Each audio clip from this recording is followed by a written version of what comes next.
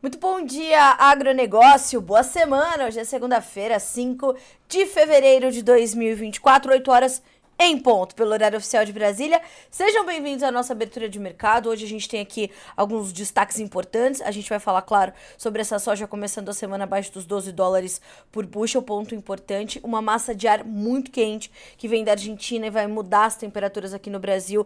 Também está ali no nosso destaque. Nós vamos trazer informações sobre o mercado do milho. Os indicadores CPEA para soja e milho cederam agressivamente em janeiro. Vai ser alguns dos nossos destaques. E vamos falar, claro, sobre a retomada do Congresso e o do seu ano legislativo, trazendo as suas novas informações, portanto, para as pautas do agronegócio que estão ali em destaque nessa retomada do ano legislativo. Então, juntos a gente vai começar essa semana e sabendo antes e primeiro as informações que direcionam o seu dia e os seus negócios.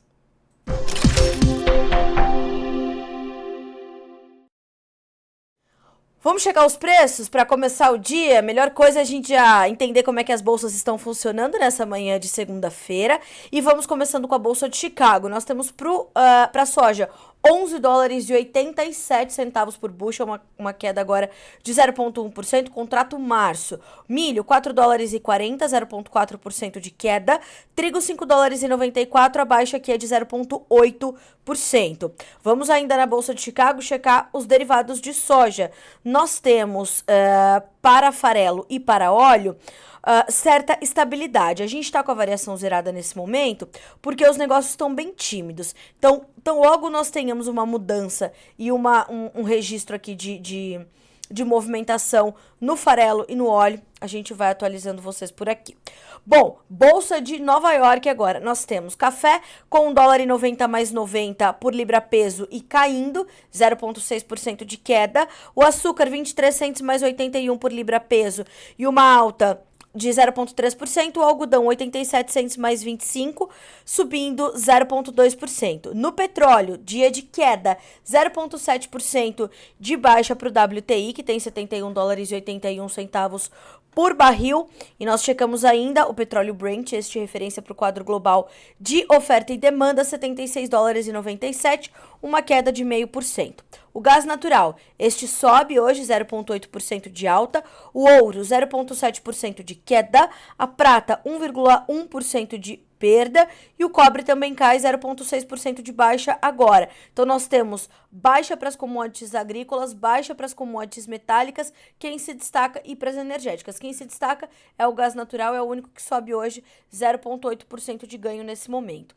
Nós temos ainda mercado asiático. Vamos ver se ainda está operando. Já, né, nos próximos dias a gente tem o feriado do Ano Novo Lunar. Então, aí as bolsas ficaram fechadas, mas nesse início de semana ainda estão funcionando. Nós temos, portanto, para farelo alta, para óleo de soja queda e para milho também recuo nesta manhã de segunda-feira. Trazendo uma informação importante do Eduardo Vanin, ainda sobre a China, nós temos trazido muitas informações sobre a saúde financeira da China, o que é completamente importante de entendermos. A semana começa com a China prometendo a criação de um fundo de estabilização para o mercado acionário.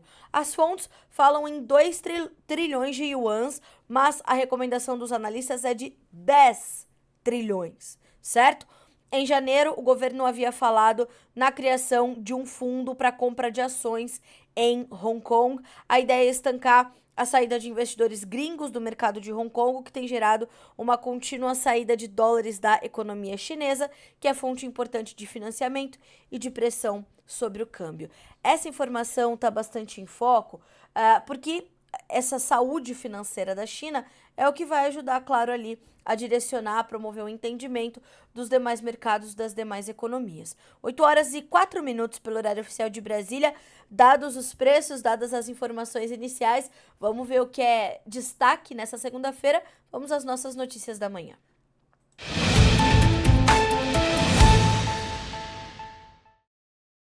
Bom, a gente começa, claro, né, a nossa segunda-feira, a nossa semana, pautando você sobre a retomada do ano legislativo. Então, os trabalhos no Congresso Nacional serão retomados, né, voltam a acontecer efetivamente nesta segunda-feira. Nós temos aí a volta dos trabalhos na Câmara dos Deputados e no Senado Federal, e claro que isso carrega muitas pautas do agronegócio, muitas pautas que estão ali em evidência. O Jonathan Simeão, dos nossos editores aqui no Notícias Agrícolas, fez um levantamento de quais são essas pautas prioritárias do agro, de interesse do agro no Congresso Nacional e, claro, quais serão os focos ali da FPA, a Frente Parlamentar da Agropecuária. E na pauta estão diversas discussões de interesse do setor que serão encabeçadas pela FPA, inclusive algumas que vêm já arrastadas desde o ano passado. Abre aspas para o vice-presidente da Frente na Câmara, o deputado Arnaldo Jardim, do Cidadania de São Paulo.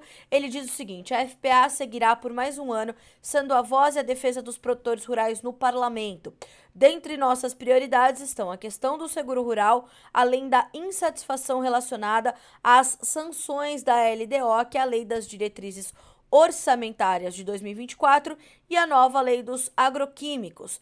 Há uma também maior dedicação à questão do seguro rural e à insatisfação do setor em torno dessa pauta. Realmente uma pauta muito espinhosa, que exige dedicação e exige mudanças efetivas e rápidas. A questão do seguro rural no Brasil é tratada como prioridade pela FPA neste início de 2024, ainda segundo o deputado Arnaldo Jardim, que diz: na forma como está, não satisfaz os interesses do produtor. Há muita burocracia e esse cenário fica mais complexo com a expectativa de quebra na safra 2023-24 de grãos do país. Algo precisa ser feito porque as mudanças climáticas vieram para ficar e nós já estamos sentindo os reflexos no campo. E isso, por que isso está na pauta? Porque houve um veto ali na LDO, em vários pontos que diziam respeito ao agronegócio, entre eles essa condição. E o deputado Sérgio Souza, que protocolou uma emenda relacionada à não supressão dos recursos destinados ao programa de seguro rural na LDO, também falou ao Notícias Agrícolas dizendo: o seguro rural é o mecanismo mais eficiente para compensar o agricultor por perdas decorrentes de adversidades climáticas, garantindo que o produtor mantenha seu fluxo de caixa, quite suas obrigações financeiras e permaneça nas suas atividades. Mas é importante lembrarmos que, apesar dessa emenda protocolada pelo deputado Sérgio Souza, houve esse corte, houve essa supressão que deveria ser recomposta até o final do ano passado. Essa recomposição não aconteceu. Então, por lei, nós não poderíamos ter uma retirada do recurso do seguro. Houve essa retirada, houve um corte ali substancial no volume. Esse volume de recursos foi alocado para outras frentes do Ministério da Agricultura e depois não houve a recomposição destes recursos. Então, a discussão em torno disso é uma discussão legítima e os produtores estão nesse pleito. Lembrando que a CNA, a Confederação Nacional da Agricultura e Pecuária do Brasil, fez uma entrega na última semana ao ministro Carlos Fávaro das demandas do setor em função dos impactos das adversidades climáticas. Entre essas demandas estão prorrogação e refinanciamento de dívidas, esse entendimento das medidas e do que vem do governo em termos de recursos e medidas efetivas para mitigar ali os efeitos do prejuízo, e claro que vem também nessa pauta, vem nesse ínterim, essa condição do seguro rural, que é, como disse o deputado Sérgio Souza, um mecanismo determinante para que os prejuízos possam ser mitigados e haja uma recomposição para o produtor da sua renda, pelo menos em partes, né? Então, há esse quadro que está ali no foco. Um outro ponto de destaque é essa questão da LDO, que, como eu já frisei, o presidente Lula trouxe alguns vetos, né, ao sancioná-la, alguns vetos destinados ali em partes que diziam respeito ao agronegócio. Por isso, há essa preocupação do setor em relação a isso. E houve, na verdade, uma costura em torno dessa pauta com o setor, que também foi muito criticado. Então, não era para ser vetado, foi vetado e trouxe, portanto, esse desconforto mais uma vez, e é algo que o setor vai bater muito em cima, segundo também o dia o deputado Arnaldo Jardim. Então vamos ficar de olho nessa condução toda, ok? Essa notícia está detalhada no Notícias Agrícolas, com a fala dos deputados. Trabalhe com essa notícia hoje o dia todo para entender como serão retomados os trabalhos no Congresso e como fica o seu dia a dia, como está pautado o seu setor, né, no parlamento. Isso é completamente importante. Só para a gente trazer uma... Na verdade, eu vou para o meu próximo destaque, que é o que mais está em pauta no Congresso Nacional, além do agronegócio. E claro que um dos principais destaques é a regulamentação da reforma tributária. Então, nessa nossa segunda manchete do dia, a gente fala então dessa necessidade que o governo tem, de fato, de fazer essa regulamentação da reforma tributária. Isso é uma das questões. O fim da reeleição é outro destaque. E a gente vê que há, de fato, ainda esse desalinho entre o poder legislativo e o poder judiciário. Isso já eu vou detalhar. Veja só, o Congresso retoma seus trabalhos na abertura do ano legislativo hoje às 15 horas, e quem vai dar início a esses trabalhos é o presidente do Congresso, o senhor Rodrigo Pacheco, que abrirá os trabalhos. A cerimônia deve contar com a presença ainda do presidente do STF, o Roberto Barroso. O presidente Luiz Inácio Lula da Silva não deve comparecer, vai mandar um representante, mas é importante lembrarmos que essa reabertura do Congresso deveria ter acontecido na sexta-feira, dia 2 de fevereiro, conforme manda a Constituição. No entanto, o presidente do Congresso Nacional adiou esta abertura. Uma outra informação importante: nesse ano, o tempo para análise das propostas legislativas no Congresso ele é menor por conta das articulações para as eleições municipais. Esse ano é ano de eleição municipal. Então, o foco dos congressistas deve continuar nas medidas econômicas, entre elas a reforma tributária, e nas mudanças no judiciário e nas regras eleitorais. Durante este retorno, deve haver pressão de deputados e senadores pela recomposição das emendas parlamentares vetadas por Lula, e é um dos temas que vai dominar a discussão esse ano, é a questão das emendas parlamentares. A oposição e a situação já estão, né, desalinhadas em relação a isso, então é importante acompanhar. Lembrando que semana que vem, minha gente, é carnaval. Aí vai ser um Deus nos acuda, porque vai ser uma correria essa semana. Semana que vem para de novo, é carnaval. E só depois do carnaval o Brasil deve começar efetivamente lá em Brasília. Eu quero já agradecer aqui as mensagens de bom dia que estamos recebendo e, mais do que isso, dizer que este espaço é destinado a você, é destinado à nossa audiência.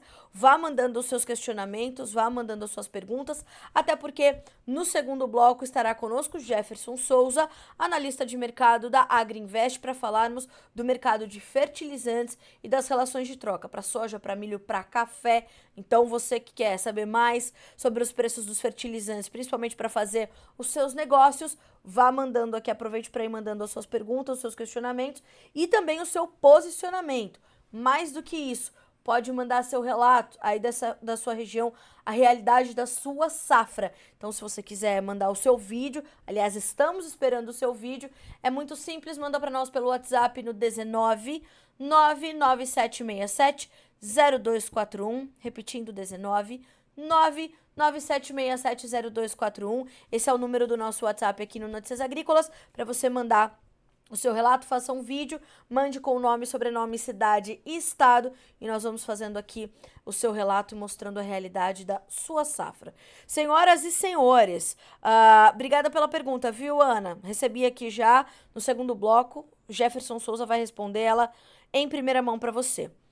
Bom, na sequência vamos falar um pouquinho de preços e vamos falar um pouquinho sobre essa condição dos preços do milho. Segundo as informações que partiram do CPEA, nesta segunda-feira, nós temos uma demanda fraca pressionando os preços, e janeiro foi um mês bastante agressivo para o mercado de milho, com o indicador CPEA recuando até 10% no acumulado do último mês. Um levantamento aponta que no acumulado de janeiro o indicador caiu 9,9%. Segundo os pesquisadores deste centro, compradores se mantêm retraídos, aguardando baixas mais expressivas nas cotações para voltar aos negócios. Além disso, o recuo dos preços externos e da taxa de câmbio também pressiona os valores no Brasil ao reduzir a paridade de exportação. Produtores, por sua vez, estão concentrados nos trabalhos de campo.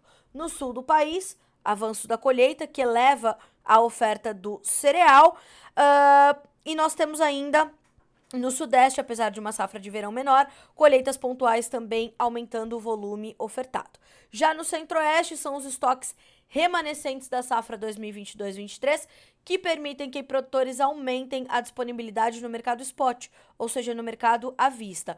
Para a segunda safra, a redução na área e a expectativa de menor produção ainda deixam os agentes atentos quanto à oferta, aos preços e à comercialização no segundo semestre. Trocando em miúdos, o que tudo isso quer dizer? Isso nós temos um aumento da oferta e uma pressão sazonal sobre os preços, porque temos a colheita da safra de verão, o plantio da safrinha.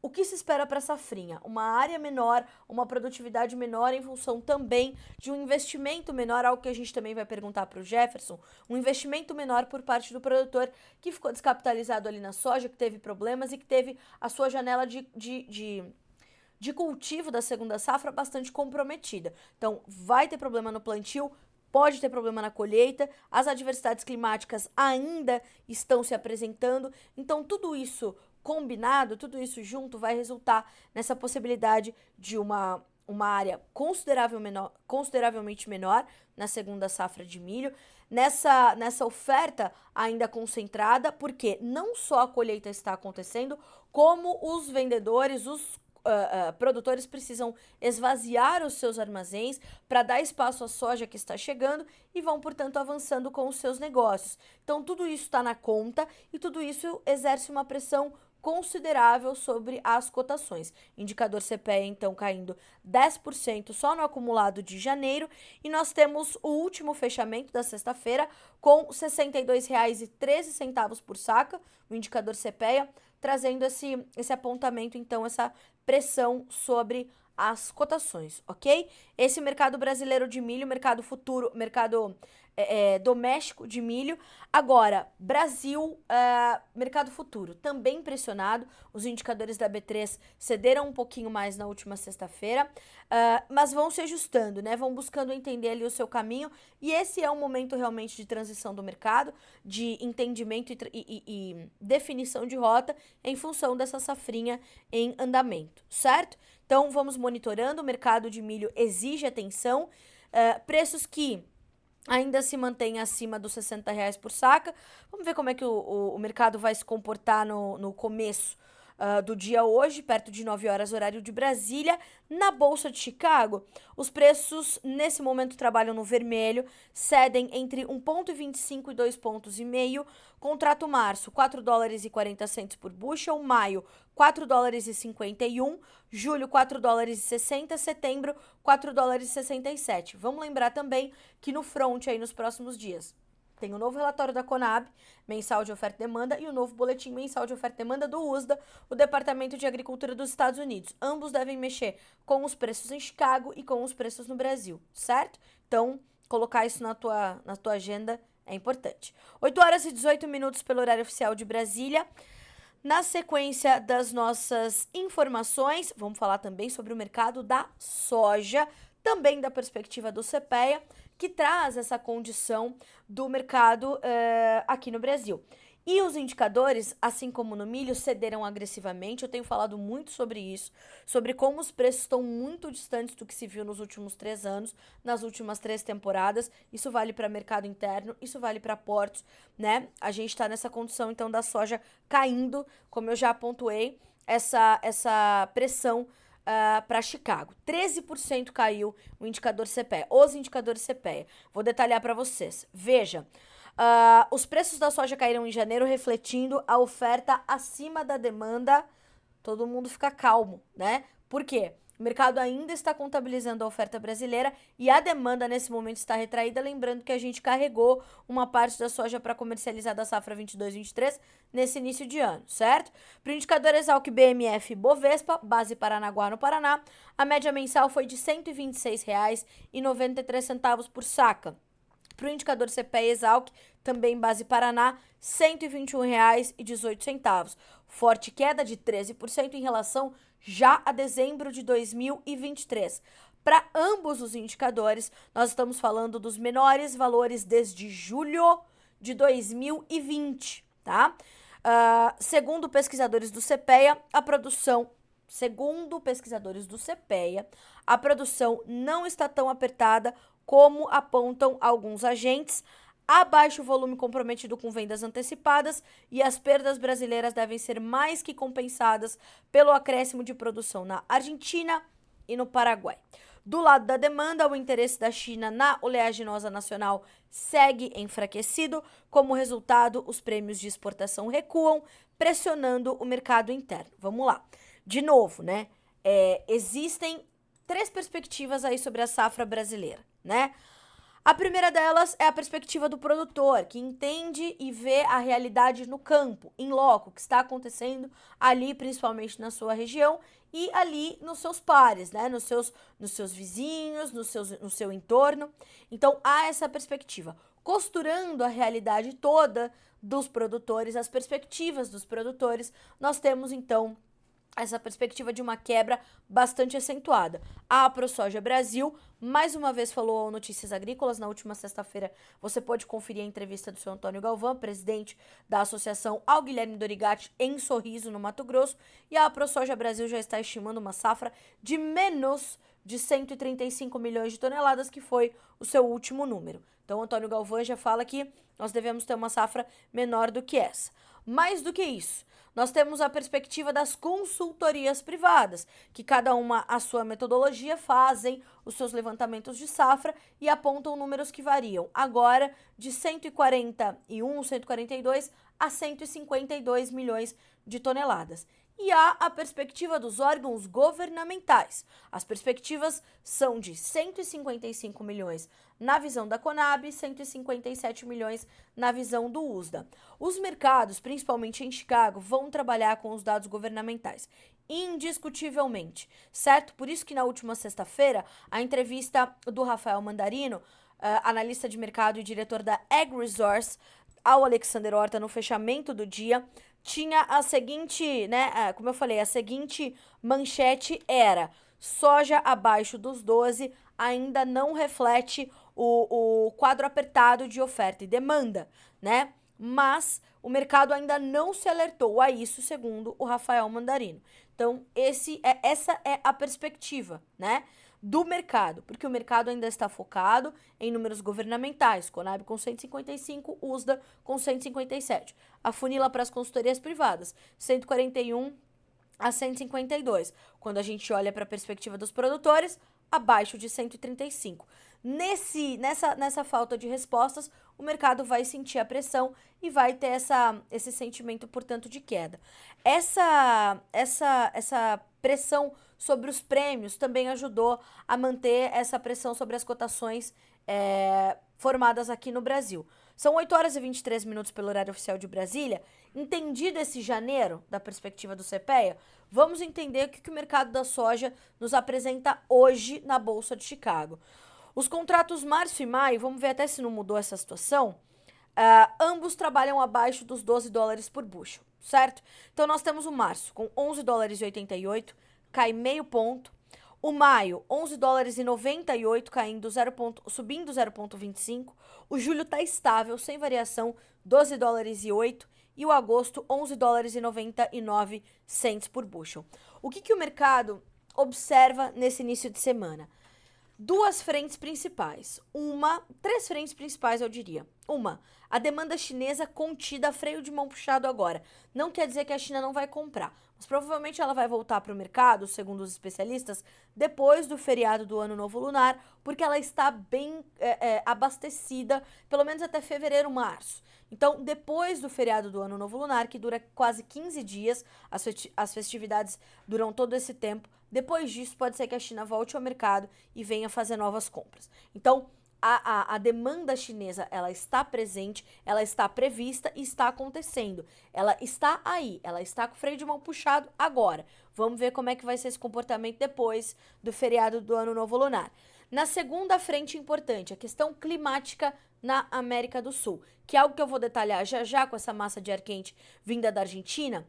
Isso é muito importante da gente entender, porque vai impactar o Brasil também, mas já causa esse estresse lá para as lavouras. O estresse hídrico, ele é mais agressivo do que quando você tem um excesso de umidade, né? Então, essa falta de umidade, essa falta de chuvas regulares, que já dura 2 semanas na Argentina, com a previsão de mais dias de tempo quente e seco por lá, traz essa preocupação e já fez, inclusive, a Bolsa de Cereais de Buenos Aires, na última semana, reduzir o seu índice de lavouras em boas ou excelentes condições de 44% para 36%. Na sequência, a gente vai olhar, além dessa questão climática, a questão gráfica, a questão técnica, a questão dos fundos investidores. Eu separei, como eu faço quase toda segunda-feira, o comentário do seu Ginaldo Souza, que é o diretor-geral do Grupo Laboro, trazendo aqui alguma perspectiva sobre a questão dos fundos. E ele diz o seguinte: graficamente, o fechamento da última sexta foi negativo, inclusive psicologicamente, quando os futuros da soja março e maio romperam o grande suporte de $12. Os fundos estão demasiadamente vendidos entre as commodities agrícolas em Chicago, o que é um perigo, tanto para quem está vendido, como eles, como para quem está comprado. Então, o mercado está olhando tudo isso e vai iniciando a semana, portanto, sem direção, caminhando de lado, operando com estabilidade na Bolsa de Chicago. Vejamos como as cotações caminharão ao longo do dia, dando sequência aos negócios desta segunda-feira, certo? Bom, para a gente ir concluindo este bloco, são 8 horas e 26 minutos pelo horário oficial de Brasília. Vamos falar um pouquinho sobre essa condição climática da Argentina, muito preocupante. Veja só a informação. A massa de calor que atinge a Argentina, descrita por especialistas como domo de calor, deve se intensificar e avançar por cidades brasileiras ao longo dos próximos dias, segundo a previsão divulgada pela Metsul Meteorologia. Como reflexo disso, as temperaturas máximas devem ficar perto ou até acima dos 40 graus, em especial em cidades na região sul do Brasil. A Metsul afirma que o fenômeno já afeta o Rio Grande do Sul desde a metade da semana passada, mas deve se prolongar por um extenso período. Os próximos dias devem ser marcados por temperaturas altas e acima das médias históricas, caracterizando calor excessivo em diversas cidades gaúchas. A Argentina completa mais de 10 dias com marcas acima de 40 graus. No último sábado, por exemplo, dia 3 de fevereiro, o Rio Grande do Sul registrou as maiores temperaturas até agora durante toda a onda de calor. De acordo com dados de estações oficiais do INMET, levantados pela Metsul, as máximas mais altas foram registradas no oeste do estado gaúcho, com destaque para Quaraí com 39,8 graus, Uruguaiana 38,3, Alegrete com 37,3, São Luís Gonzaga com 37,1 e São Borja com 36 graus e meio. Conforme o INMET, o calor foi forte também em cidades localizadas na região central do estado do Rio Grande do Sul, na Grande Porto Alegre e nos vales. Como vão ficar os próximos dias? A perspectiva é de calor a semana inteirinha no Rio Grande do Sul, de acordo com o prognóstico da Metsul. A segunda metade dessa semana e o período inicial do carnaval devem ter dias de calor muito intenso, em algumas localidades até extremo.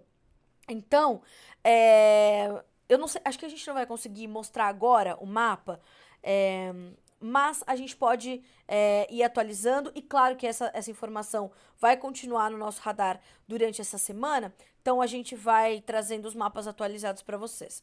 Os dias mais quentes tendem a ser sexta e sábado, quando as máximas próximas ou acima de 40 graus devem ser observadas em grande número de municípios, inclusive a capital Porto Alegre. Mas já nos dias anteriores se espera muito calor, com máximas acima de 35 graus em diversas cidades, em especial na região oeste do estado. Então, atenção e olho vivo, porque o mercado está atento e acompanhando essa condição, porque agora não só para a Argentina tem problemas, e a gente vai detalhar a condição da Argentina no Notícias Agrícolas acompanhe e também entender como é que fica para o Rio Grande do Sul, que está com a sua safra em pleno desenvolvimento. Planta um pouquinho mais tarde, as lavouras estão se desenvolvendo, esse calorão todo pode ser confuso, pode ser ruim para as plantas. Aliás, se você está aqui acompanhando o Bom Dia Agronegócio, mande o seu relato, mande o seu reporte, mande para nós como é que estão as condições aí no Rio Grande do Sul, mande um vídeo para nós, mande fotos, mande informações, certo? São 8h30 pelo horário oficial de Brasília. Nós fazemos um rápido intervalo na edição desta segunda-feira do Bom Dia Agronegócio. A gente volta em instantes, continue conosco.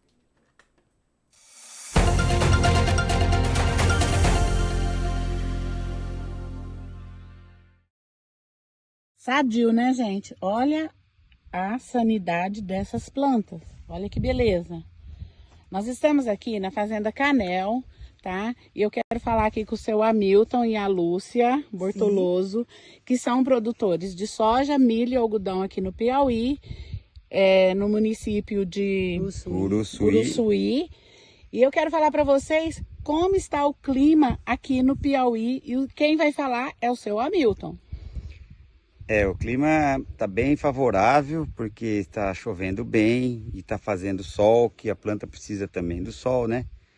E contrariando até a expectativa nossa, que a gente achava que ia ter um El Niño muito severo e não confirmou. A gente está com chuvas bem distribuídas, não está com muito excesso de chuva, mas está bem constante a chuva e bem distribuída. Então a gente está bem feliz com o que está acontecendo esse ano. Vocês produzem algodão certificado, o senhor é presidente da Pipa, e eu queria saber aqui na região qual a produção de algodão que está tendo por ano.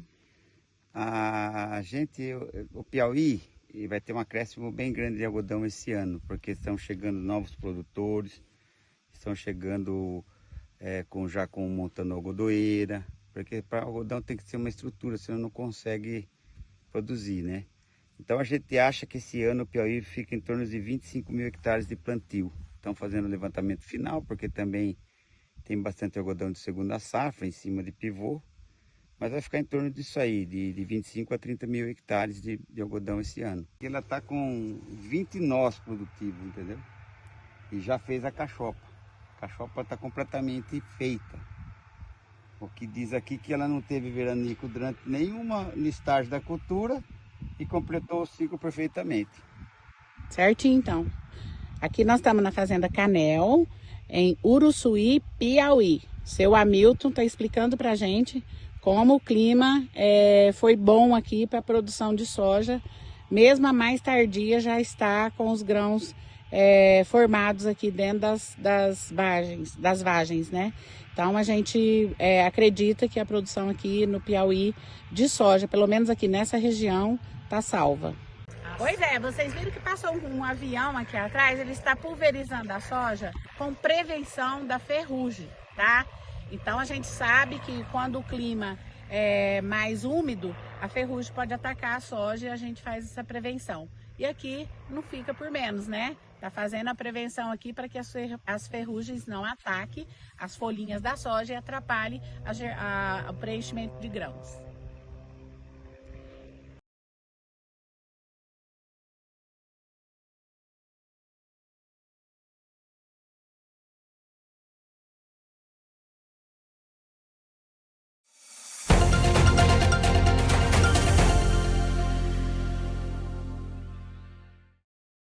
E o Bom Dia Agronegócio dessa segunda-feira está de volta, são 8h33 pelo horário oficial de Brasília. Nosso destaque agora chega para você que nos acompanha pelo Notícias Agrícolas e também pelo canal AgroPlus para o mercado de fertilizantes. Nós vamos entender essas informações. Para você que está chegando agora, esse é o Bom Dia Agronegócio, nossa abertura de mercado, onde você sabe antes e primeiro as informações que vão direcionar o seu dia e os seus negócios. E é por isso que a gente vai direto para o nosso quadro de entrevistas nesta manhã de segunda-feira aqui no Bom Dia Agronegócio.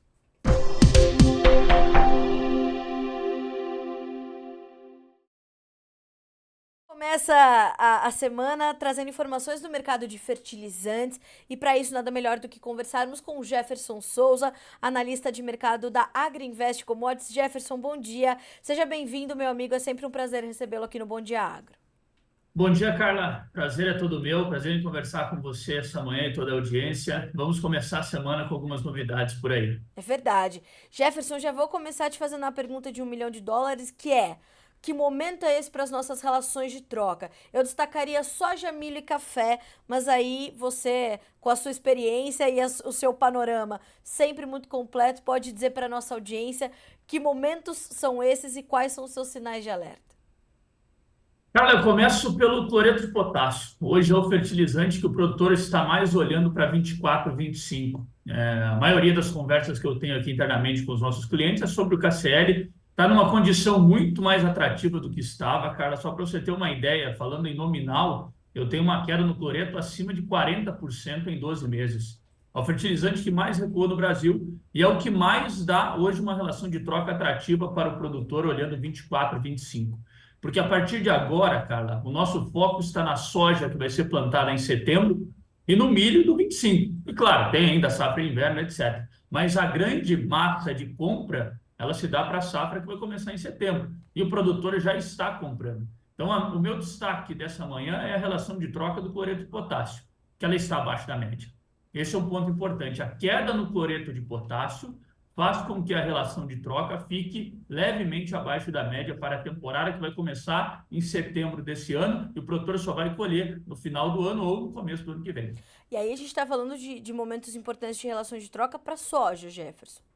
Para a soja, exatamente. Então, no caso do cloreto, um momento bem interessante para a soja 24, 25. Você comentou sobre o café. O café também vem de um momento interessante. Estava fazendo agora pela manhã as minhas relações de troca e eu percebo que eu estou com relações abaixo da média para ureia, para MAP, para cloreto de potássio. Então, no caso do café, as condições que eu tenho analisando um preço disponível do café segundo o CPEA versus os fertilizantes, eu tenho uma relação de troca abaixo da média para o produtor de café também.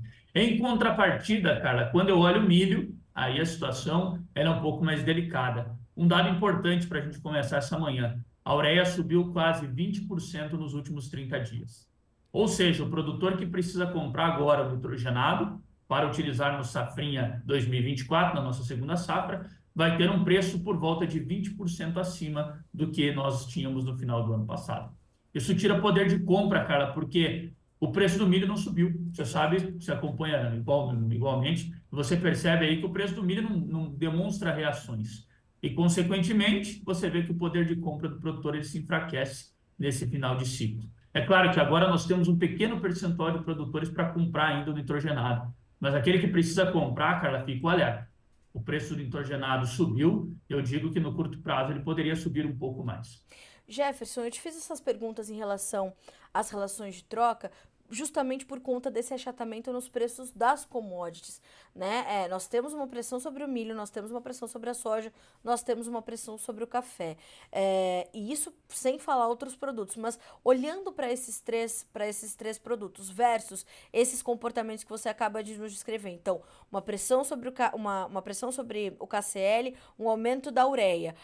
Isso tem feito com que os produtores façam suas contas, entendam quais são esses momentos, quais são essas oportunidades, ou os negócios estão travados diante de tamanha incerteza, principalmente em relação ao clima, tamanho da safra e essa dificuldade com os preços? Carla, vamos fazer começando pela soja do ano que vem, né? A soja 24, 25. Nós estamos com os negócios abaixo do ano passado. Os produtores no Brasil estão com um percentual comprado abaixo do que estavam no mesmo período de 2023 para a safra 23, 24. Ou seja, essa queda no preço da soja, obviamente, está tirando o apetite do produtor na hora de comprar um insumo. Porém, Carla, eu tenho observado nos últimos 15 dias uma maior movimentação para o cloreto de potássio. Hoje é o fertilizante que eu digo que é o mais atrativo, o mais procurado pelos produtores. As demandas que eu tenho aqui internamente são para cloreto de potássio. O produtor sempre me faz a pergunta: será que é hora de antecipar ou não? E hoje eu vejo que a demanda por KCl no Brasil é a que mais está trazendo aí os produtores para as negociações. Fosfatado, Carla, a relação de troca acima da média pela queda no preço da soja. Você sabe, o preço da soja vem de uma queda forte no mês de janeiro. Isso diminui o poder de compra, aumenta a relação de troca para o produtor.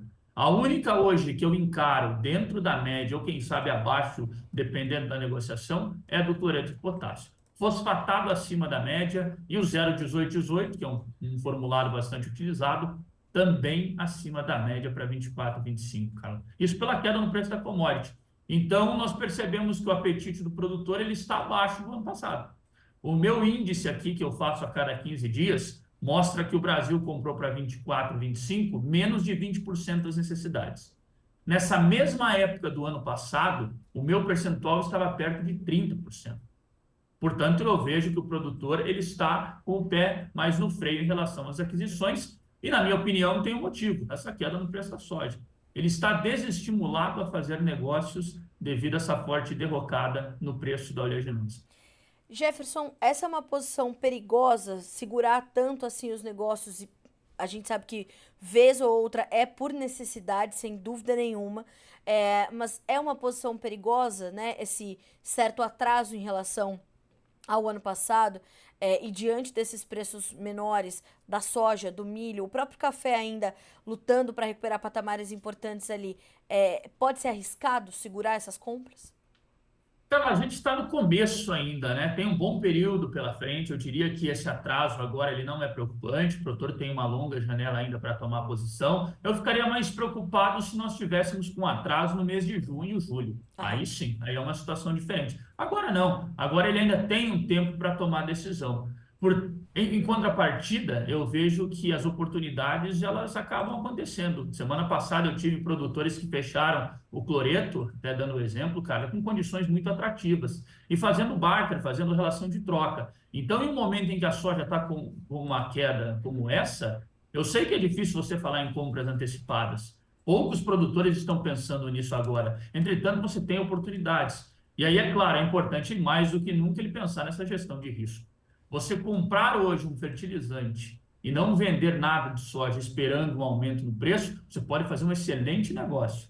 Porém, você também pode fazer um mau negócio e comprometer a sua margem drasticamente. Lembrando, Carla, que hoje, quando eu penso em margem de produção, o sojicultor ou ele está muito perto do 0 a 0 ou ele está negativo. Exato. A maioria das conversas que eu tenho tido com os produtores, se o produtor efetuar a venda da soja na cotação que ela está atualmente no Cerrado brasileiro, ele provavelmente ele estará com prejuízo analisando o custo de produção que eu tive de 23, 24. Sim. Isso desestimula a compra e também desestimula a venda, cara. Eu vejo que hoje um problema que nós temos não é nem no preço do fertilizante propriamente dito. O preço ele está próximo ao histórico, a não ser o fosfatado, no caso de alta concentração, que está acima. O meu problema está nessa forte queda na soja.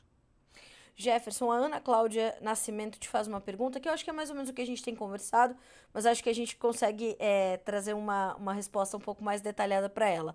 Ela diz assim: bom dia, boa semana, planejamento de compras da próxima safra de verão. Já é hora de comprar? Vai depender justamente dessa relação de troca e dessas margens, né, Jefferson? Sem dúvida, sem dúvida. Eu acredito, Carla, que o produtor vai ter que separar provavelmente as compras dele, se ele quiser tomar essa posição. E o mais importante, olhar essa relação, né? Cada um tem a sua, como eu sempre falo. Hoje nós temos rodadas de negociações que são interessantes para o produtor. Como eu disse, semana passada, final do mês de janeiro, eu tive negócios sendo feitos muito atrativos para determinados fertilizantes. Obviamente, o custo de produção do produtor não é só fertilizante, ele tem defensivo, semente, diesel, etc. Mas algumas oportunidades eu vejo que o produtor pode antecipar sem grandes problemas. Porém, Carla, eu volto a dizer, a lição de casa, nesse caso, ela tem que ser feita. Porque se nós deixarmos uma das pontas abertas, eu posso ter um problema lá na frente. Existe a possibilidade de nós vermos um preço de soja mais firme? Existe. Porém, o produtor sempre tem que pensar que a gestão de risco, em um momento como esse, ela é fundamental. Eu não quero vender a soja agora no preço que está, não tem problema. Você pode optar por uma ferramenta de bolsa, um seguro, alguma coisa do tipo. Eu acho que isso tem que ser feito ainda mais em um momento como esse, cara. É muito importante o produtor ter essa consciência. que a relação de troca é a bússola para ele tomar a decisão e que ele não pode arriscar quando a margem está muito apertada. Uma saca de soja hoje faz a diferença na conta, cara. Jefferson, a gente tem uma diferença muito grande dessas relações entre as principais regiões produtoras do Brasil nesse momento, por conta justamente desse cenário de mercado para principalmente soja e milho nesse momento? Há algumas diferenças, cara, sobretudo por conta de frete, obviamente, né? O fertilizante acaba chegando mais caro em algumas regiões e o produtor vende a soja ou o milho mais descontado. Então você tem algumas diferenças. Porém, quando eu observo algumas matérias-primas específicas, você tem hoje uma condição no Brasil inteira favorável. Obviamente que eu preciso analisar se o produtor vai comprar à vista, se ele vai comprar no barter, se ele vai buscar alguma linha de financiamento, algo do tipo.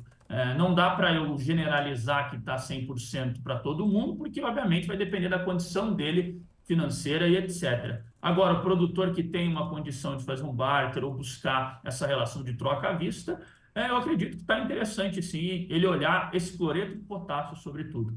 Ele caiu muito, é o fertilizante que mais recuou, cara. Então, eu acredito que a possibilidade de nós vermos um preço mais firme ali no mês de junho, mês de maio até mesmo, ela é grande. Quanto maior a queda, maior a possibilidade de nós vermos um preço mais firme na boca da safra.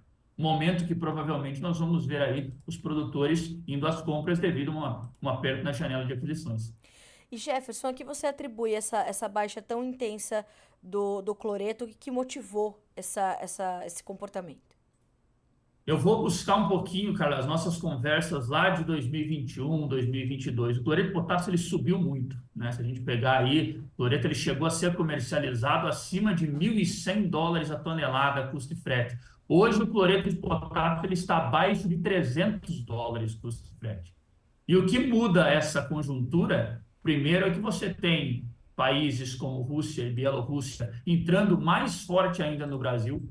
No ano passado, para você ter uma ideia, cara, nós importamos mais de 13 milhões e meio de toneladas de cloreto. Foi o maior volume importado da história do Brasil. Nós terminamos o ano de 2023 com o maior estoque da história de cloreto de potássio. Então, a oferta ela fez o trabalho dela.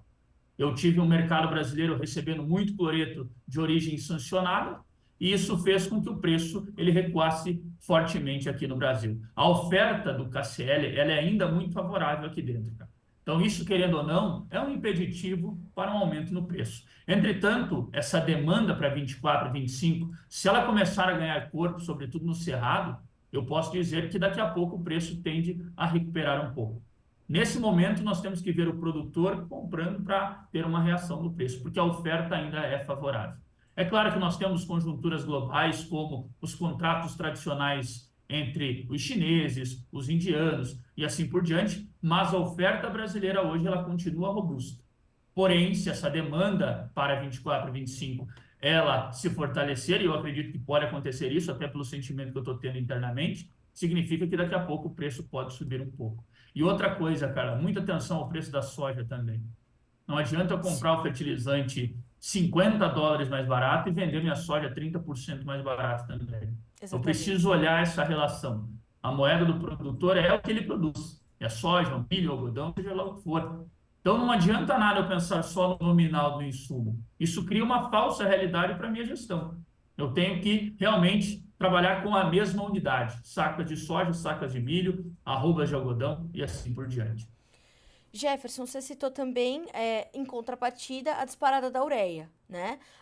E eu acho que a gente poderia entender, então, essa disparada já com a pergunta do Estevão Brunoro. Bom dia, seria a hora de travar milho pensando em relações de troca com a ureia? Talvez não seja o melhor momento para ureia e milho agora, né, Jefferson?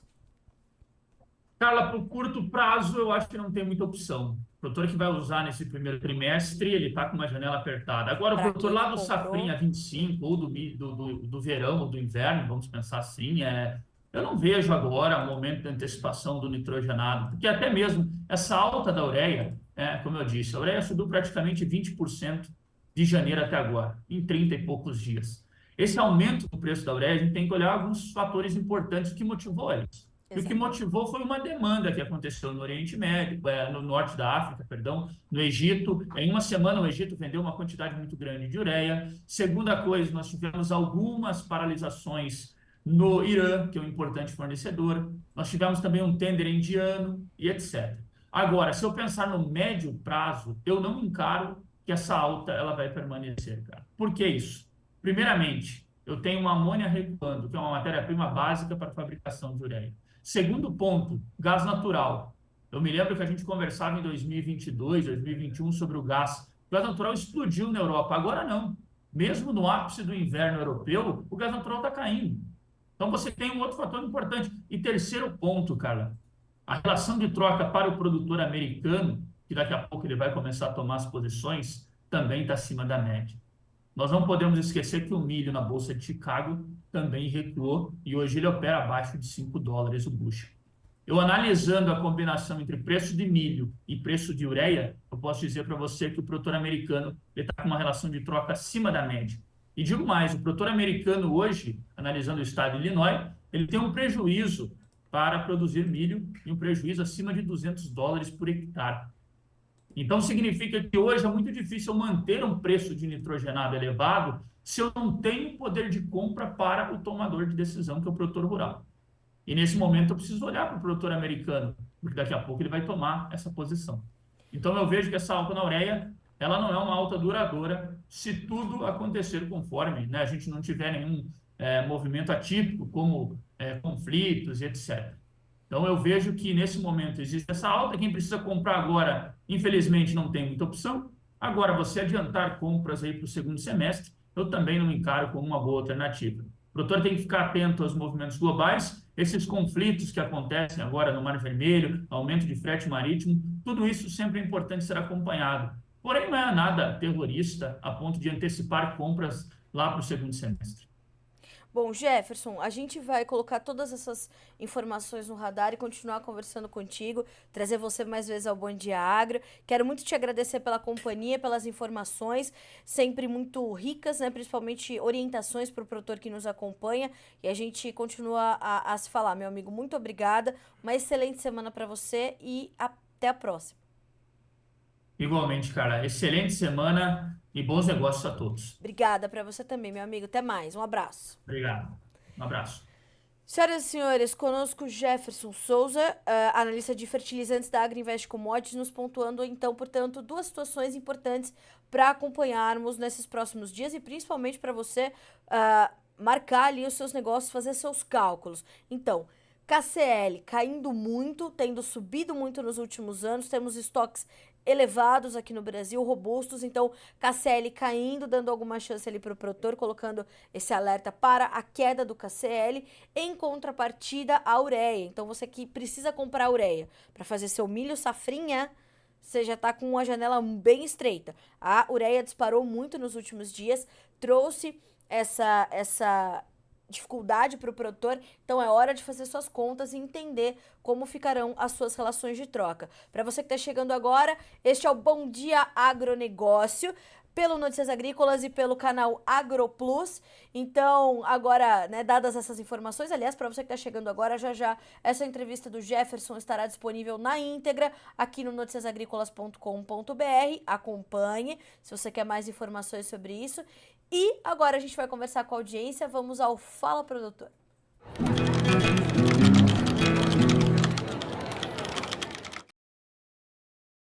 E aí, senhoras e senhores, eu gosto de começar o Bom Dia Agronegócio, porque antes de começar já tem um monte de mensagem de bom dia e assim é bom pra gente começar a semana, né? Então, bom dia pro Márcio Maciel, pro Robson Antonelli, pra dona Patrícia Del Monte, pro Guilherme Bussler, de Toledo, no Paraná, pra dona Eliana, pra Ana Cláudia Nascimento, que já teve a sua resposta chegando aqui pelo Jefferson, para o Agnaldo Peron, bom dia a todos de Carapó, Mato Grosso do Sul. Aliás, Mato Grosso do Sul, atenção, hein?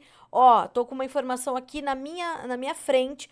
Onda de calor sobre o sul do Brasil? Detalhei. Se lembram com as informações da Argentina? Mato Grosso do Sul também vai sentir, segundo as informações da Climatempo. Olha só, uma massa de ar quente vem atuando sobre o centro-norte da Argentina e o Paraguai nos próximos dias e se expande também para o Brasil, atingindo áreas do sul do país e do Mato Grosso do Sul, com as temperaturas se elevando de 3 a 5 graus acima do que seria o normal para essa época do ano e por um período acima de 5 dias, podemos dizer que uma onda de calor vai atuar nestas áreas do Brasil. Então, Mato Grosso do Sul, atenção, 36, 38, temperaturas podendo chegar aos 40 graus. Então, atenção, principalmente você que está concluindo a sua safra, ok? Na sequência aqui da nossa interatividade, vamos ver? Bom dia para o Márcio Eno, sempre conosco. Obrigada pela gentileza, viu, Márcio? De Nova Santa Bárbara, um solzão aí, né? Um sol para cada um no Paraná. Rui Takaki, bom dia a todos com saúde e paz. Amém. Uma semana abençoada para todos, para o senhor também. Direto do Paraná. O engenheiro agrônomo Vitor, olha que coisa boa. Bom dia, estou no show rural Copavel assistindo o canal. Manda um abraço para todos os agrônomos, um abração para todos os agrônomos, profissionais determinantes para o sucesso do Brasil. Então, parabéns pelo trabalho de vocês, continuem firmes, certo? Um abraço para todos eles que estão atuando na show rural. Você vai andando, é um agrônomo atrás do outro, né? Na show rural Copavel, que começa hoje, começa amanhã. Enfim, nós temos uma equipe aí, hein, na Show Rural Copavel. Letícia Guimarães está acompanhando tudo em loco aí em Cascavel, acompanhando de pertinho quais são as novidades que chegam na edição deste 2024 para uma das maiores feiras agrícolas do país. E a Show Rural Copavel, ela dá o start, né, nessa rodada das grandes feiras do agronegócio brasileiro que acontecem nesse primeiro semestre do ano. Então, nós temos essa condição. Então, você que está acompanhando pela Show Rural Copavel, bom dia, hein? Tem trabalho. Ó, bom dia para o Antônio Fernando da Silva. Bom dia, Carla, e a todos do agro aqui na nossa região. Já estamos precisando de uma boa chuva no Paraná. Vamos acompanhar. Vamos ver como é que ficam as previsões. Vamos para o CIMEPAR? Aí a gente consegue trazer informações detalhadas sobre o clima aí no Paraná para vocês. E para você que está chegando agora... não se esqueça que essa entrevista do Jefferson Souza vai ficar disponível para você aqui no Notícias Agrícolas, na íntegra completinha. Eita, que a língua tá enrolada. E ó, também o Bom Dia Agronegócio fica na íntegra disponível para você aqui no nosso site também. Se você tá chegando agora, não conseguiu pegar desde o começo, a íntegra tá disponível aqui, tá? Vamos ver o que nos diz o CIMEPAR pro Paraná. Você que tá no Paraná nos acompanhando, até porque show rural, vamos ver qual a previsão. Não ocorrem chuvas significativas no Paraná enquanto as temperaturas se apresentam mais agradáveis, conforme mapa com valores da última hora. Em porções mais ao norte, um pouco mais quente, perto de 23 graus. No último domingo, tempo instável com pancadas de chuvas isoladas, acompanhadas de descargas elétricas e rajadas de ventos moderados a fortes. Os maiores acumulados foram registrados nas regiões da metade sul do estado, como pode ser observado pelo próprio CIMEPAR, Sistema de Meteorologia do Paraná. Então, Paraná, chuvas pontuais em forma de pancada, sem distribuição, como algumas regiões do estado precisam nesse momento. Vamos acompanhar. Bom dia também para o Jovial Lima, uma excelente semana a todos, para ti também. O Elmon Matos Souza, bom dia, Carla, como esses indicadores da soja refletem no preço do óleo de soja hoje? Vamos ver se a gente já tem atualização. A gente estava com um probleminha ali para a Bolsa de Chicago, sem... o comportamento dos preços dos derivados. Deixa eu ver se a gente já consegue ter. Ainda não. Não sabemos por que nós estamos com essa dificuldade. Mas, enfim. Eu tenho o primeiro vencimento com 0,3% de baixa no farelo. 355 dólares e 80 centos por tonelada curta. E no óleo, deixa eu ver se eu consigo também. Às vezes a Bolsa de Chicago dá esse bugzinho, né, no site deles. Então, é por aí. Pro óleo, vamos ver se a gente consegue também alguma coisa. Vejamos. 0,3% de alta, 44 centos mais 85 por libra peso, tá? Então, ao longo do dia a gente vai dando mais informações. Mas como é que pesa, né? Pesa porque a gente tem uma Argentina podendo chegar com mais produto, a Argentina que é maior exportador mundial de farelo e óleo, perdeu essa posição no último ano por conta da sua quebra de safra. O Brasil assumiu, mas esse ano deve retomar tão logo a gente tem a confirmação de uma safra completa, uma safra cheia, uma safra pelo menos regular na Argentina, né? Bom, Temos também bom dia aqui pro Estevão Brunoro, pra Cláudia Moraes, pro seu Bernardino Tartari, pra Valquíria, pro Timaço da LSX Agrofert. Bom dia também pro Laudeir Fernandes. O seu Bernardino diz, com certeza a área de soja e milho vai sofrer uma queda na área plantada em 2024 devido a esses preços. Obrigada pelo comentário, viu, seu Bernardino? Bom dia pro pessoal da Reforçadamente, pro Alberto Tesmer, pro Rafael Aparecido. Pro Alberto, olha só, quem não tem planejamento e estratégia correta irá mesmo passar por dificuldade de fazer a forma correta, é verdade.